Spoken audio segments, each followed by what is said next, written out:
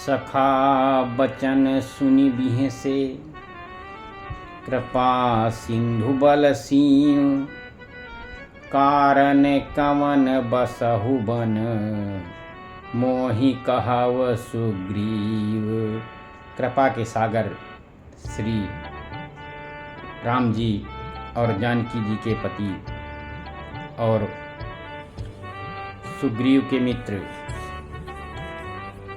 ने जो है कहा कि हे सुग्रीव, वो कारण हमको बताओ कि जिस कारण से तुम यहाँ जो है पहाड़ पर रहते हो। तो सुग्रीव ने कहा कि नाथ बाल और मैं दो भाई, प्रीत रही कछु बरनी न जाई। मैं सुत मायावी ते ही नाऊ, आवासो प्रभु हमरे गाँव। कहा कि हे नाथ, मैं और बाली दो भाई थे और उसमें इतनी आपस में प्रेम था कि उसको कुछ वर्णन नहीं किया जा सकता। एक बार मायावी मैं नाम का राक्षस मेरे यहाँ आया, हमारे गांव पर वो आया और वो जो है आकर के उसने बाल को ललकारा। अर्धरात्र पुर द्वार पुकारा, बाली रिपु बल सहाय न पारा। धावा बाल देख सोई भागा, मैं पुनि गयऊँ बंधु संग लागा। आधी रात के समय वो मैं नामक राक्षस ने बाली को पुकारा और बाली कभी जो है अपने दुश्मन की आवाज़ नहीं इग्नोर नहीं कर सकता था। तो बाली उसको देख करके दौड़ा और जब वो बाली के पीछे पीछे दौड़ा तो वो भागा।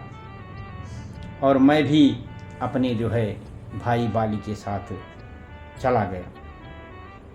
गिरवर गुहा पैठ सोई जाई, तब बाली मोहि कहा बुझाई।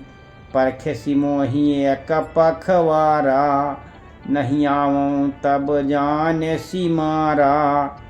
वो मायावी ही एक पर्वत की गुफा में जा कर के घुस गया और तब बाल ने मुझे कह कर के कहा कि मुझे एक पखवाड़े तक 15 दिन तक मेरी राह देखना, और जब मैं नहीं आऊँ 15 दिन में तो समझ लीजिए कि मैं मारा गया।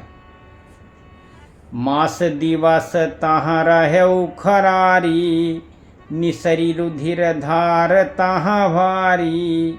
बालिहते सी मोहि मार ही आई, शिला देई तहाँ चले ऊपर आई।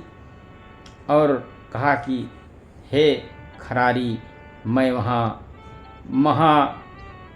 एक महीने तक रहा और उस गुफा में से रक्त की एक बड़ी भरी धारा निकली। तो मैंने समझा कि उसने बाल को मार डाला, अब मुझे आकर के मारेगा। इसलिए मैं वहाँ से गुफा के द्वार पर एक बहुत बड़ी पर्वत की शिला लगा करके वहाँ से भाग गया। जब मंत्री न पुर देखा बीनु साई, दीन्ह मोहि राज बारी आई। बाली ताहि मार ग्राहयावा, देख मोहि जिय भेद बढ़ावा। मंत्रियों ने जब देखा कि नगर के राजा का अंत हो गया, वो नहीं है, तो मुझको उन्होंने ज़बरदस्ती राज्य दे दिया। और मैं जो है उसे